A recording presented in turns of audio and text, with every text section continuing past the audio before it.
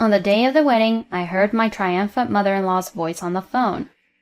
No one was sitting in the groom's family section. Aren't you ashamed? Do you regret treating me with contempt? My mother-in-law's pride lasted only 20 seconds. My name is Leah.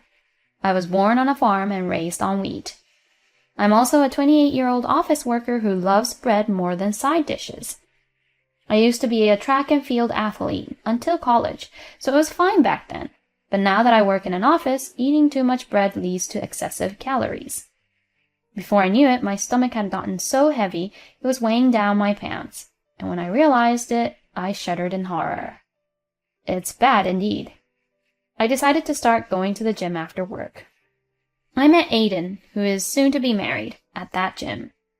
He was born and raised in New York City, working for a famous company. We became friendly, running side by side on the treadmill. We've been dating for 2 years with no major fights, and I accepted his proposal without hesitation. I thought we would be a peaceful couple even after marriage. However, there was one person who showed a strong aversion to our marriage, his mother, who was going to become my mother-in-law. What? Are you from a farming family? After we got engaged, when we went to visit his parents, my mother-in-law made it clear she didn't like me. That's great, because I can't drink alcohol, but I'm a sucker for bread. My ambition is to one day have my own farm and grow delicious wheat. In contrast to my mother-in-law, my father-in-law was all smiles and shared his wonderful dreams with us. Dad was born and raised in the city, so he has a strong yearning for the countryside. By the way, what's your father-in-law's #1 topping for bread? Can I start with a top 10? Sure. Hey now, it's going to be tomorrow. Although he laughed it off, my father-in-law seemed to be enjoying himself. When I asked for just the top one, it turned out to be roast beef. I feel like I can get along well with my father-in-law. It's great that you, Aiden, found such a wonderful wife. Yes, it is. My mother-in-law looks me up and down. I'm a bit worried about whether you, a girl from the countryside, will be able to fit in with us city folks who were born and raised here in the city. Huh? I rolled my eyes at the sudden and impolite remark. My mother-in-law continued to make further disparaging remarks about me. Listen, I know your family is from the countryside, but don't you know to make appointments before meeting people? And bringing dirt-covered vegetables and showing up unannounced is embarrassing, so don't do it. Mom! Aiden looked shocked, too, as he watched his mother. His father froze with his coffee cup, surprised by what was happening. Even so, his mother didn't stop. Education for children starts before kindergarten. If you're raised like you were in the environment where you grew up, you won't fit in the city. And don't embarrass my son or us. Hey, what the hell are you saying? My father-in-law comes to his senses and hurriedly blames my mother-in-law. But my mother-in-law smiled at me. I am concerned about you as a woman.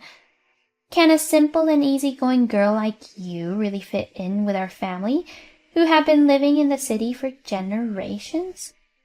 And won't it be better for you to go back to the countryside and find a man who suits you rather than going through the hardship of living in the city? Well, someone who can make snide remarks to a person they just met while keeping such a refined smile definitely doesn't exist in the countryside. Actually, I don't think they exist even in the city. Even Aiden is taken aback by his mother's words. Mom, that's really disrespectful to Leah and her parents. We were just born and raised in New York City. We're not some fancy family or anything. And Leah has been living in the city for 10 years now, working as a successful office worker. There's really nothing to worry about. I don't know. He tried to remain as calm as possible, but my mother-in-law snickered anyway. When Aiden's temple began to throb, my father-in-law slapped the bread on the table in frustration. Yes, that's enough. I'm sorry, Leah. Mom is just a worrier. She doesn't mean to offend you. So whenever you have a problem, you can always count on us. As a parent, I'm here to help." Yes. I'm glad my father-in-law said that.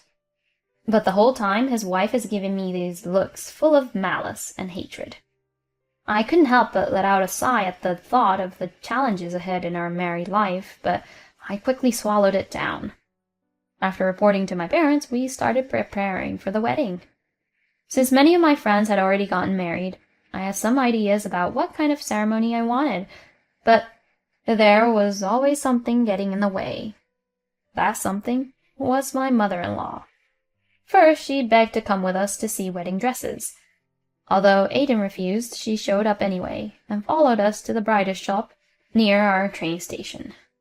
And every time I tried on a dress, she made remarks like, "You look too rural, so the dress doesn't suit you," and the like. What kind of face is that? "I think I would look better in that dress than you. Let me try it on for a moment." I said something that was not even remotely funny, and it perplexed the coordinators. He had reached his limit and forcibly made me leave the store. That day turned into a battle of apologies with the coordinators, and we didn't even have time to try on any clothes. My mood was rock bottom. But I felt worse for him with his insane mother. She didn't just interfere with the wedding dress. She even tried to cancel the colored dress, saying that a country girl didn't need to change clothes, and took it upon herself to include a performance from her hula dance circle without our consent in the wedding program. It was as if she thought that a country girl like me didn't have any sense of style or class. She insisted on giving an excessive number of wedding favors, saying it was expected at city weddings, and even changed the venue's gift policy without informing us. I was at my limit. I was really looking forward to our wedding, but the preparations had become a total nightmare. We were causing trouble for the venue, and my partner was getting irritated by the day. It was clear that if we continued like this, it would only lead to disaster for both of us. I didn't want to break up with Aiden or cave to my mother-in-law's demands. I talked to him seriously about how to handle things going forward, and made a point to ignore my mother-in-law's negative behavior. Then suddenly, my mother-in-law's persistent attacks stopped. Perhaps she got bored because I remained expressionless no matter what she did. Just when I started to feel relieved and a little sorry for her, my father-in-law came to see me. He seemed hesitant, but eventually told me what was going on. "My wife was crying, saying that you, Leah, were bullying her." Here we go again. I slumped my shoulders, feeling disheartened by my father-in-law's words. Aiden and I explained the truth to him, both feeling equally disappointed. As my father-in-law learned of what my mother-in-law had done, his face grew darker and darker. "We're both sorry. To tell you the truth, my wife even suggested canceling her attendance on the day of the wedding. I thought that would be a bad idea, so I came here to secretly talk to you both." Huh? She not only lied to my father-in-law, but also planned such an unreasonable thing.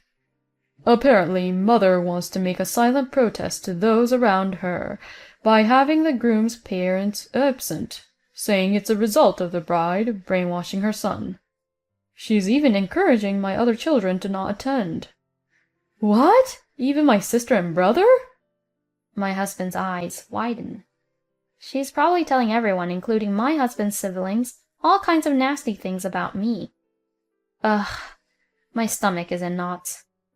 I understand that she doesn't like having a rural bride, but doesn't she realize how much shame her son would feel if she did something like that?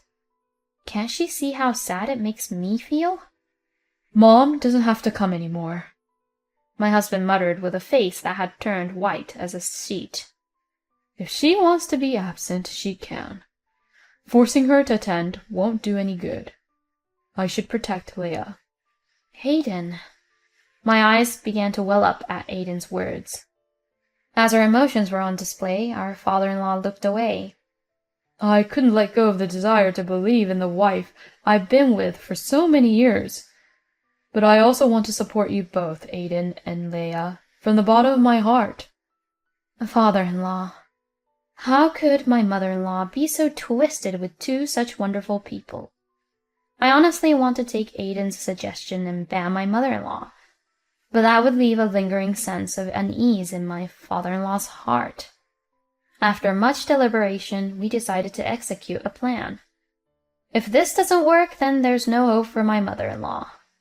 It was late November, with the golden maple trees lining the streets on our wedding day. When we entered the dressing room for our family gathering, my mother-in-law was nowhere to be seen. My father-in-law shook his head quietly, and it seemed our plan had failed. Though my father-in-law looked sad, he also seemed relieved that my mother-in-law didn't show up. I felt bad for him, but I was also relieved that she didn't come. My father awkwardly led me down the aisle like a robot. Friends smiled and blessed us, a typical scene at a happy wedding. Nothing was strange, except for the absence of the groom's mother. In the end, the ceremony proceeded without her presence. In the bridal room after the reception, I checked my phone and saw a missed call. It was from my mother-in-law. I brought in the person waiting outside and dialed the number again. The call connected immediately, and my mother-in-law answered excitedly and started speaking in a hurried manner. "Oh, Leah, aren't you in the middle of the ceremony? The bride has plenty of time to answer her phone. Ha ha ha ha." Mother-in-law. Hey, isn't it a surprise that my husband and children didn't show up? You must be in trouble, right? Isn't it embarrassing that no one is sitting at the groom's family seats? Do you regret disrespecting me? Ha ha ha. I bet you thought you were forgiven because I've been quiet, huh? Too bad. I, my husband, and my children don't accept someone like you. A country bumpkin. We all hate the idea of becoming relatives with a monkey-brained daughter-in-law like you. Take that! Ha ha ha ha ha! My mother-in-law, now convinced of her victory, cackled with laughter. What a foolish person she is. Then I turned to the person next to me, who was looking down, and said, "I beg your pardon, father-in-law." Ah ha ha ha! Huh? My mother-in-law's high-pitched laugh stopped. Yeah, what about me? What? Huh? Oh, Joe? But I thought you weren't coming today. Huh? The appearance of a person who shouldn't be there made my mother-in-law flustered. How could any parent boycott their son's wedding? You're the only person I know who is that insane. Huh? Huh? The only one who hasn't come is you, Emma. Huh? Why? What? No way, right? Leah wouldn't lie like you. Even our children are here, wishing for Aiden's happiness. I trusted you. It's a shame. Let's talk about this later. Wait, what does that mean? My father-in-law hung up the phone, rejecting my agitated mother-in-law. Leah, I apologize for dragging you into this situation, especially on your special day. As if to console my father-in-law, who bowed deeply, I quietly patted his hunched back. Our plan wasn't anything insignificant. It simply involved my father-in-law not disclosing to my mother-in-law that he had learned the truth from us. Leading up to the wedding day, he played along with my mother-in-law and even encouraged her to reconsider her actions. Our hope was that if she had a change of heart before the wedding, we would forgive her. If not, we would keep it a secret from her that my father-in-law and others would be attending the wedding. That's all there was to it. Until the day of the wedding, my father-in-law appeared to be holding out hope for a change of heart from my mother-in-law. However, she continued to fabricate lies about me, and it seemed like she hadn't changed her mind at all. In fact, she was so unpleasant that my father-in-law ultimately gave up on the idea of inviting her to the wedding, realizing that it would cause a huge disturbance. Naturally, my sister-in-law and brother-in-law were already in agreement with this decision. The wedding reception proceeded without any major issues, in the absence of my mother-in-law, and the atmosphere was warm and pleasant.